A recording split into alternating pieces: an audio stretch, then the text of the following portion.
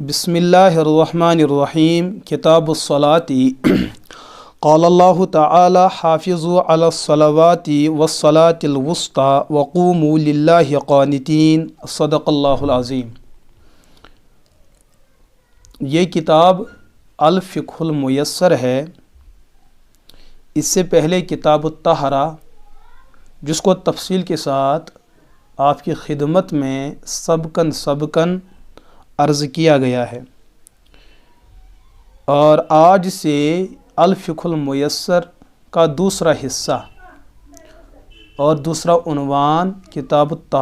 الصلاۃ اور نماز کا بیان شروع کیا جاتا ہے۔ تو سب سے پہلے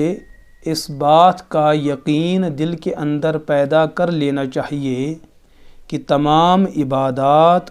اور ایمان کے بعد تمام اعمال کے اندر جو اہمیت اور جو مقام اور جو مرتبہ نماز کو حاصل ہے، شاید کہ وہ کسی اور عبادت اور عمل کو حاصل ہو۔ اس کی وجہ یہ ہے کہ جب ہم شریعت کے تمام اعمال اور عبادت پر گہرائی اور گہرائی کے ساتھ غور کرتے ہیں تو ہمیں شریعت کے جملہ اعمال 3 حصوں میں تقسیم نظر آتے ہیں۔ کچھ اعمال اور عبادات وہ ہے جن کا تعلق انسان کے بدن کے ساتھ ہے، جن کو عبادات بدنیہ کے نام سے تعبیر کیا جاتا ہے، اور عبادات کا دوسرا ایک شعبہ ہے جن عبادات اور اعمال کا تعلق انسان کے مال اور دولت کے ساتھ ہوا کرتا ہے، جن عبادات کو عبادات مالیہ کے عنوان سے تعبیر کیا جاتا ہے۔ اور عبادات کا ایک تیسرا حصہ وہ ہے جن کے اندر مالیت کا عنصر بھی موجود ہوا کرتا ہے اور بدنیت کا عنصر بھی موجود ہوا کرتا ہے، یعنی کہ وہ عبادات وہ ہوا کرتی ہیں جن کی انجام دہی بذریعہ بدن کے بھی ہوا کرتی ہے اور بذریعہ مال اور بدن کے اجتماع سے وہ اعمال وجود میں آ جاتے ہیں۔ ان عبادات کو عبادات مشترکہ یا عبادات مرکبہ کے نام سے تعبیر کیا جاتا ہے۔ وہ عبادات جو خالصتاً بدنی ہیں، جیسے رمضان کے روزے یا دیگر نوافل قسم کے روزے رکھنا، اور مال کی عبادات جیسے زکوٰۃ کی ادائیگی، صدقات و خیرات کرنا، صدقہ فطر دینا، اور جو عبادات مشترکہ اور مرکبہ ہے جیسے حج بیت اللہ۔ لیکن نماز کی عبادت پر اگر ذرا غور کیا جائے تو آپ پر یہ بات واضح ہو جاتی ہے کہ نماز والی عبادت جو ہے اس کے اندر تینوں شعبہ جات موجود ہیں۔ یہ عبادت جہاں بدنی عبادت ہے تو وہاں یہ عبادت مالیہ بھی ہے، بلکہ شریعت کے اندر عبادات کی جتنی ساری شکلیں ہیں، کچھ عبادات وہ ہے جن کو بیٹھ کے ہی انجام دیا جا سکتا ہے، کچھ عبادات وہ ہے جن کو بس زبان کے ذریعے سے ہی انجام دیا جا سکتا ہے، کچھ عبادات وہ ہے جن کو بس دل سے ہی انجام دیا جا سکتا ہے۔ لیکن نماز کا عمل اور نماز کی عبادت وہ ہے جن میں یہ تینوں شعبہ جات بھی موجود ہیں، اور شریعت کے اندر جو دیگر اعمال کی شکلیں اور حیات ہے وہ سب حیات نماز کے اندر موجود ہیں۔ حج بیت اللہ میں ہاتھ اٹھانا ہوتا ہے تو اس میں بھی تکبیر تحریمہ ہیں۔ حج بیت اللہ کے اندر جو ہے لباس کا اہتمام ہوتا ہے تو نماز کے اندر بھی لباس کا اہتمام ہوتا ہے۔ حج بیت اللہ کے طواف کے اندر پاکی کا ہونا ضروری ہے تو نماز میں پاکی کا ہونا ضروری ہے۔ اسی طریقے سے آپ دیکھیں گے کہ کچھ عبادات جو بدن کے ذریعے سے سر انجام دی جاتی ہے تو نماز کا عمل بھی بدنی عبادت بھی ہے، اور کچھ اعمال وہ ہے جو مالی ہے جیسے زکوٰۃ ہے، خیرات ہے۔ لیکن نماز پر غور کریں تو نماز کی شرائط میں سے ایک شرط اور بنیادی فرض یہ ہے کہ نمازی کے جسم پر کپڑا زیب تن ہونا چاہے، اور کپڑا بغیر خرید و فروخت کے حاصل نہیں ہو سکتا، اور یہ کپڑا یہ ایک ملکیت ہے، یہ ایک مالی چیز ہے، تو مالی عنصر بھی موجود ہے۔ بدنی عنصر بھی موجود ہے، اور شریعت کے اندر جو جس قسم کی جو عبادت ہے ان کے اندر جس قسم کی جو شکلیں موجود ہے، جیسے تلاوت باری تعالیٰ اس میں تلاوت ہے، جیسے اذکار کا سلسلہ اس میں اذکار ہے، جیسے تسبیحات کا سلسلہ اس میں تسبیحات ہے، جیسے درود و سلام کا سلسلہ اس میں درود و سلام ہے، جیسے یہ کہا جاتا ہے کچھ ملائکہ وہ ہے جو بحالت قیام عبادت کرتے ہیں تو نماز میں قیام ہے، تو کہا جاتا ہے کچھ مخلوقات وہ ہے جو بحالت رکوع اللہ کی حمد و ثنا بیان کرتی ہے تو نماز میں رکوع بھی ہے، اور یہ بھی کہا جاتا ہے کچھ ملائکہ اور کچھ مخلوقات وہ ہے جو بحالت سجود اللہ کی بڑائی اور اللہ کی کبریائی کو بیان کرتی ہے تو نماز میں جو ہے سجود بھی ہیں۔ تو انسان کو چھوڑ کر جو مخلوق جس قسم کی عبادت، ریاضت، تسبیحات اور تحلیلات کے اندر محو عمل ہے اور مشغول عمل ہے، وہ تمام شکلیں نماز کے اندر بدرجہ اتم موجود ہیں۔ یہی وجہ ہے کہ نماز کو تمام عبادات کی بنیاد قرار دیا گیا۔ اللہ کے رسول صلی اللہ تعالی علیہ وسلم نے فرمایا، حضرت سیدنا ابو ہریرہ رضی اللہ تعالی عنہ کی روایت ہے، جیسے امام ترمذی علیہ رحمہ نے اس کو جامع ترمذی کے اندر بیان کیا ہے، ان اول ما یحاسب به العبد یوم القیامہ الصلاۃ یا من عملہ صلاتہ، کہ کل قیامت کے دن مسلمان بندوں سے بعد ایمان کے سب سے پہلے جس عمل کے بارے میں سوال کیا جائے گا وہ انسان کے عمل نماز ہے۔ فَإِن صَلُحَتْ، اگر انسان کی نماز ٹھیک ہوگی تو اس کے دیگر اعمال بھی ٹھیک ہوں گے۔ وَإِن فَسَدَتْ، اگر انسان کی نماز ہی ضائع اور غلط ہوگی تو انسان کے دیگر اعمال بھی ضائع اور برباد ہوں گے۔ یہ عمل بہت ہی اہمیت کے حامل ہے کہ بلکہ بعض روایت کے اندر یہ بات بھی موجود ہے، اللہ کے رسول صلی اللہ تعالی علیہ وسلم نے فرمایا کہ بیننا و بین الکفر ترک الصلاۃ، کہ ہمارے اور کفار کے درمیان جو امتیاز ہے، خط امتیاز ہے، وہ ہے نماز کا پڑھنا اور نماز کا چھوڑنا۔ اہل ایمان نماز کی پابندی کرتے ہیں اور اہل کفر کے یہاں نماز نہیں ہے۔ دیگر عبادات تو وہ بھی کرتے ہیں، عبادات تو عنوان دینا بس ایک سمجھانے کے پیرائے میں ہیں، ان کی ظاہری شکلیں ہیں وہ تو وہ بھی سر انجام دیتے ہیں، فاقہ کشی،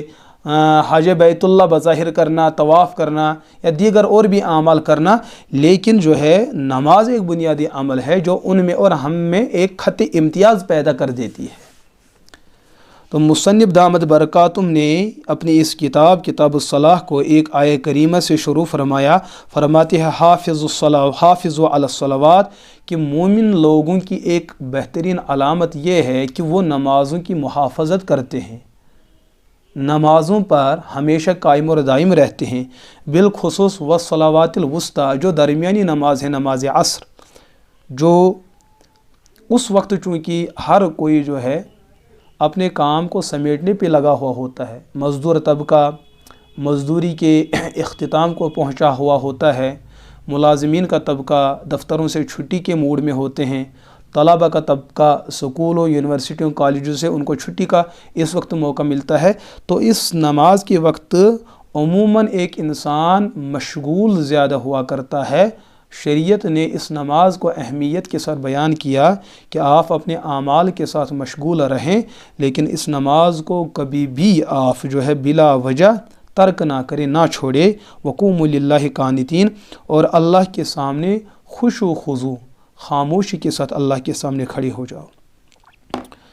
آگے اللہ کے رسول علیہ السلام نے فرمایا،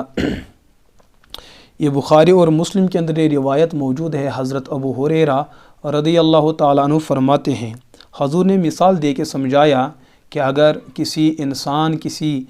گھر کے سامنے سے کوئی نہر جاتی ہو، جس نہر سے یہ صاحب خانہ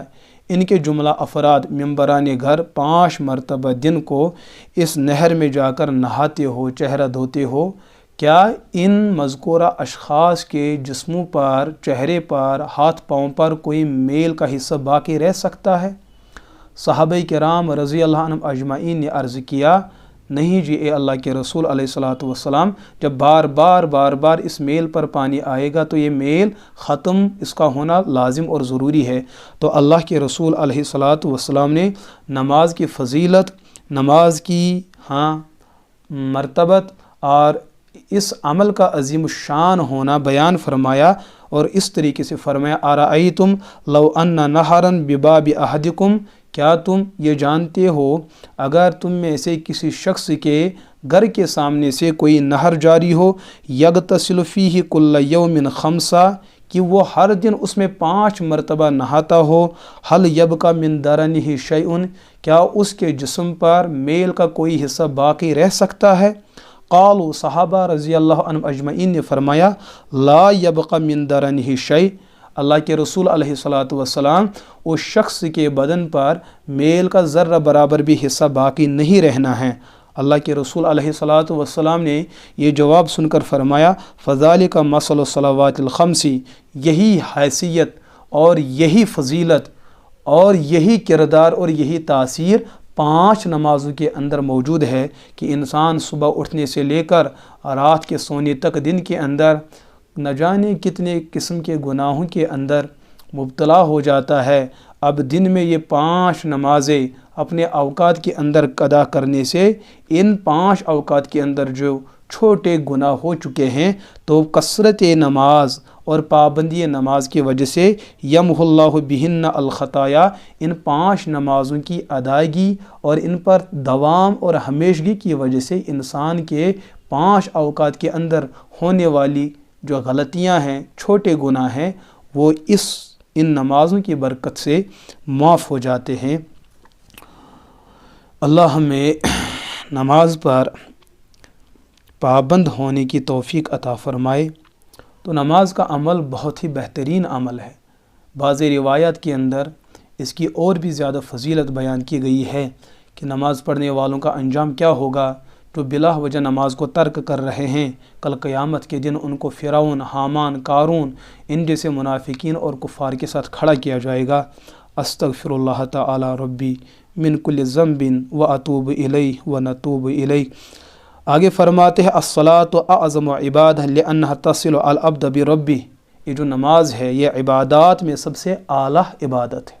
عرفہ عبادت ہے، جو میں نے پہلے بھی عرض کیا ہے۔ اس کے اعلیٰ اور عرفہ ہونے کی کیا دلیل ہے؟ ایک بات آپ ذہن میں رکھیں کہ عبادت کا مقصود کیا ہے۔ عبادت کا مقصود ایک بندہ اللہ کے سامنے اپنی عاجزی اور بے بسی کا اعتراف کرے۔ انسان اپنے ظاہر اور باطن میں یہ یقین پیدا کرے کہ میری حیثیت کچھ بھی نہیں ہے۔ جیسے میرا وہ دور تھا، حل اتی علی الانسان حین من الدہر لم یکن شیئا مذکورا، انا خلقنا الانسان من نطفۃ امشاج نبتلیہ فجعلناہ سمیعا بصیرا، یہ انسان کی حیثیت ہے۔ یہ انسان عبادت کرتے وقت اپنے اندر وہی انکساری، وہی عاجزی پیدا کرے کہ میری حیثیت ربا آپ کے سامنے کچھ بھی نہیں ہے۔ جس انسان کے اندر عبادت کرتے کرتے یہ کیفیت پیدا ہو گئی، وہی عبدیت کا حق ادا کرنے میں کامیاب ہوتا ہے۔ تو نماز کے اندر اللہ نے ایسی حیات اور ایسے ارکان اور ایسی شکلیں رکھی ہیں، ان شکلوں پر عمل کرنے سے انسان کے اندر وہ نیستی اور وہ کیفیت اور وہ عاجزی اور انکساری کا عنصر پیدا ہو جاتا ہے۔ جیسے انسان نماز کے لیے کھڑا ہو کے کہتا ہے اللہ اکبر، سرنڈر ہو جاتا ہے اللہ کے سامنے، ربا بس آپ ہی وہ ہے جو ہر ایک سے بڑا، ہر ایک سے اعلیٰ اور عرفہ ہے، میری تو کچھ بھی حیثیت نہیں ہے۔ جب انسان یقین کے ساتھ ان کلمات کو سر انجام دیتا ہے، ان کلمات کا اثر اس کے تن و بدن پر جو ہے آ جاتا ہے، انسان کی زندگی بدل کے رہ جاتی ہے۔ پھر ہاتھ اٹھانے کے بعد ہاتھوں کا باندھنا بڑی عاجزی کے ساتھ، اور انسان کی نگاہیں زمین پہ ٹکی رہتی ہے۔ انسان بزبان حال یہ کہہ رہا ہے میری حیثیت بس یہی خاک اور یہی مٹی ہے۔ ہاتھ باندھتے ہوئے جس عاجزانہ اور جس منکسرانہ انداز میں اللہ کے سامنے سرنڈر ہوتا ہے، اللہ کو اس بندے کی یہ ادا اتنی زیادہ پسند ہے۔ پھر کھڑے رہنے میں بھی جھکاؤ سا پیدا کرنا، پھر رکوع میں جانا، اللہ کے سامنے اور ذلیل ہونا، پھر سجدے میں جانا، پھر اور زیادہ ذلیل ہونا، پھر حالت تشہد میں بیٹھنا اور زیادہ ذلیل ہونا، پھر وہاں کلمات، تسبیحات، تحلیلات کا پڑھنا، اللہ کی حمد و ثنا کا بیان کرنا، یہ تو اور زیادہ عاجزی اور انکساری کو پیدا کرنے کے وسائل ہے۔ آخر میں سلام پھیرنا، اللہ کو یہ چیزیں بہت زیادہ پسند ہے۔ تو عبادت کا جو مقصود ہے عاجزی اور انکساری کا پیدا کرنا، یہ تمام اوصاف بدرجہ اتم نماز کے اندر موجود ہیں۔ تو فرماتے الصلاۃ اعظم عبادہ، نماز عبادات کے اندر سب سے زیادہ عظمت والی عبادت ہے، کیونکہ اس کے اندر عاجزی اور انکساری کا عنصر غالب درجے کے اندر موجود ہے۔ لأنها تصل العبد بربی، اس لیے کہ یہی وہ نماز ہے، یہی وہ عبادت ہے جو بندے کو اپنے خالق اور مالک کے ساتھ جوڑ دیتی ہے۔ بلکہ میں اور ایک بات یہ عرض کروں، جب ہم شریعت پر غائر درجے میں نظر دوڑاتے ہیں گہرائی کے ساتھ، تو شریعت کے دو ہی درجے ہیں کہ جو ہمیں 23 سالہ دور نبوت میں اللہ کے رسول علیہ الصلاۃ والسلام پر جو دین نازل ہوتا رہا، اترتا رہا، اس دین کے دو حصے ہیں، ایک عرشی ہے اور ایک فرشی ہے۔ عرشی عبادت کا وہ حصہ ہے جو اللہ کے رسول علیہ الصلاۃ والسلام کو معراج کے سفر میں اللہ کے یہاں اس عبادت اور اس عمل کو گلدستے کے اعتبار سے دیا گیا، وہ عمل اور وہ عبادت نماز ہے۔ جیسے نماز عرش پہ جا کے حاصل ہوئی، تو اس کا مطلب ہوا باقی جتنے بھی اعمال اور عبادات ہیں وہ فرش پر بیٹھ کر حضور پر وحی آئی اور امت کو ان احکامات سے باخبر کیا۔ لیکن نماز وہ عمل ہے، منفرد عمل، جس کے لیے حضور نے سفر فرمایا، اور معراج کے سفر میں اللہ نے اس نماز اور عبادت کو خصوصیت کے ساتھ حضور کو عطا فرمایا، اور یہ بھی فرمائی کہ نمازیں تو پڑھنی تو 5 ہیں، لیکن ان کا ثواب 50 نمازوں جیسا ملنا ہے۔ یہ عبادت اس جہاں پہ ملی، اس زمانے اس جگہ پہ ملی جو جگہ تمام جگہوں سے اعلیٰ اور عرفہ ہے، اونچائی پر ہے۔ تو اس عبادت کا اونچائی پہ ملنا، عرش پہ ملنا، اس بات کی واضح دلیل ہے کہ نماز کا عمل دیگر اعمال کے مقابلے میں مقام اور مرتبے کے اعتبار سے زیادہ اونچائی پر فائز ہے۔ آگے فرماتے الصلاۃ شکر للہ تعالی علی نعمہ التی لا تحصی، نماز تو اللہ کا ایک شکر ادا کرنے کا بھی ایک ذریعہ ہے کہ جو اللہ نے انسانوں کو جو نعمت عطا فرمائی ہے، وَإِن تَعُدُّوا نِعْمَتَ اللَّهِ لَا تُحْصُوهَا، اگر تم اللہ کی عطا کردہ نعمتوں کو گننا چاہو تو گن نہیں پاؤ گے۔ تو یہ نماز ایک عمل شکرانہ بھی ہے کہ ربا آپ نے ہماری جولی مانگے بغیر بھی عطا بر دی، ہمارے ہاتھوں کو پھیلانے سے پہلے ہی بر دیا، ہمارے دامن کو پھیلانے سے پہلے بر دیا۔ آپ نے ہمیں وہ کچھ عطا کیا جو ہم نے تصور و خیال میں بھی کبھی نہ لایا تھا، اور وہ سب کچھ آپ نے ہمیں بن مانگے عطا فرمایا۔ تو ہم ان نعمتوں پر جو بن مانگے عطا ہوئی اور جو مانگ کے عطا ہوئی، ہم ان تمام نعمتوں پر اللہ کا شکر ادا کرتے ہیں بذریعہ نماز، کیونکہ نماز کے اندر مختلف وہ شکلیں ہیں جو دیگر چیزوں میں نہیں ہیں، یا جو جن چیزوں میں ہیں وہ منفردن ہیں۔ الصلاۃ فی اللغۃ الدعاء، یہاں پر مصنف جو ہے لفظ صلاۃ کا لغوی معنی بیان فرماتے ہیں۔ یہ بات سنیں، یہ ایک علمی نقطہ آپ ذہن میں رکھیں، جب بھی آپ کسی لفظ کو عربی زبان کی حیثیت سے پڑھیں گے، اس کا عربی ماحول، عرب ماحول میں، عرب زبان میں ایک الگ معنی ہوتا ہے۔ لیکن جب وہی لفظ جو ہے شریعت کا حصہ بن کے آتا ہے، جب وہی لفظ اسلام کا لفظ ہوتا ہے، جب وہی لفظ دین کا لفظ کہلاتا ہے، تب اسی لفظ کا معنی بدل جاتا ہے۔ مثال کے طور پر آپ لفظ حج کو لیجئے، حج یا حجو، عربی زبان میں لفظ حج کا معنی ہوتا ہے القصد والارادہ، کسی چیز کا ارادہ کرنا۔ آپ اچھائی کا ارادہ کرے تو بھی حج ہوگا، برائی کا ارادہ کرے تو حج ہوگا، اٹھنے کا ارادہ کرے، بیٹھنے کا ارادہ کرے، چلنے کا ارادہ کرے، سونے کا ارادہ کرے، بیٹھنے کا، جس چیز کا بھی ارادہ کریں گے اس کو عربی لغت کے اندر لفظ حج کا عنوان دیا جاتا ہے۔ لیکن جب یہی لفظ شریعت میں استعمال ہونے لگا تو شریعت نے اس لفظ کا معنی تو ارادہ ہی رکھا، لیکن اس کے اندر کچھ اور چیزوں کا اضافہ ہوا۔ وہ کیا ہے؟ مخصوص دنوں کے اندر، مخصوص زمانے کے اندر خانہ کعبہ کے ارادے سے سفر کرنا، طواف، اللہ کی رضا، یا دیگر جو شرائط اور ارکان حج کے ہوا کرتے ہیں، ان تمام چیزوں کی نیت کرتے ہوئے ان چیزوں کو سر انجام دینے کا قصد اور ارادہ کرنے کے لیے سفر کرنا، اس کو حج کہتے ہیں۔ تو لغتاً حج کا معنی اور ہوتا ہے، شرعاً حج کا معنی اور ہوتا ہے۔ زکوٰۃ، لفظ زکا یزکی تزکیے کے معنی ہے کسی چیز کو پاک کرنا، صاف کرنا، لیکن لفظ زکوٰۃ جب شریعت کی زبان میں استعمال ہونے لگا تو اس لفظ کا تعلق انسان مالداروں کے ایک مال کے ایک مخصوص حصے کے ساتھ اس لفظ کا تعلق جڑ گیا، تو اس مال کے مخصوص حصے پر لفظ زکوٰۃ کا عنوان ہوا، کیونکہ اس زکوٰۃ اس حصے کے نکالنے سے اس مالک کا جو باقی مانندہ مال ہے اس کے اندر تزکیہ پیدا ہوتا ہے، پاکی اور صفائی اور ستھرائی پیدا ہو جاتی ہے۔ تو اسی طریقے سے لفظ صلاۃ، اصل میں لفظ صلاۃ کے معنی ہے تحریک الصلوین۔ یہ جو انسان کے پچھلا حصہ ہے، ران کے پچھلے حصے کو جس کو چوتڑے کہتے ہیں، انسان جب چلتا ہے تو ان میں ڈلوان پیدا ہوتا ہے، نشیب و فراز کا ماحول پیدا ہو جاتا ہے، ان میں حرکت آ جاتی ہے۔ انسان آگے ایک قدم بڑھاتا ہے، ران کا دوسرا حصہ پیچھے ہوتا ہے اور ایک حصہ آگے ہوتا ہے، تو آگے پیچھے چلنے سے انسان کے پچھلے حصوں میں ایک حرکت پیدا ہو جاتی ہے، اس کو عربی میں تحریک الصلوین کہتے ہیں۔ لیکن پھر یہ لفظ صلاۃ دعا کے معنی میں استعمال ہونے لگا۔ دعا کے معنی میں دعا کی کوئی بھی شکل ہو، ایک ہے دعا مانگنا، ایک ہے دعا کا مطلب ہوتا ہے دعا کا نتیجہ، قبولیت، وہ بھی ہوتا ہے، جیسے ان اللہ و ملائکۃ یصلون علی النبی، تو لفظ صلاۃ کا وہاں ترجمہ ہوتا ہے اللہ کی طرف نسبت کرتے ہوئے درود و سلام کا کامل درجے میں نازل فرمانا۔ لیکن جب لفظ صلاۃ کو شریعت کی زبان میں استعمال کیا گیا تو لفظ صلاۃ کا تعلق کس کے ساتھ ہے؟ فرماتے ہیں والصلاۃ فی الشرع، شریعت میں لفظ صلاۃ نماز نام ہے، اقوال و افعال تفتح بالتکبیر و تختم بالتسلیم بشرائط مخصوصہ۔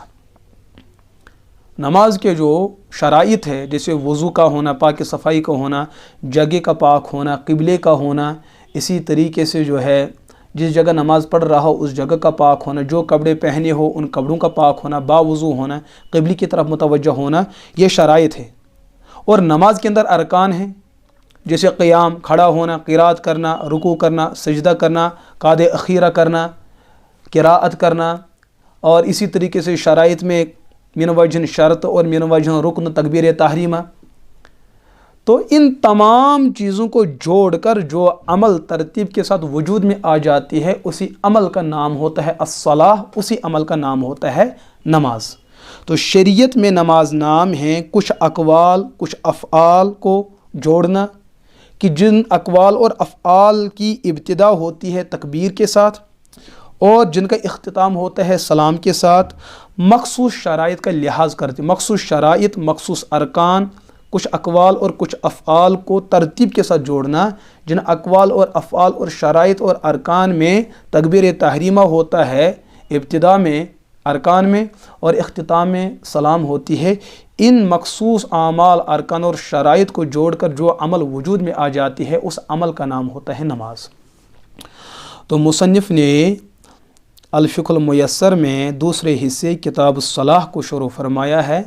آج کے سبق میں کچھ تمہیدی امور کو آپ کی خدمت میں عرض کیا گیا۔ انشاءاللہ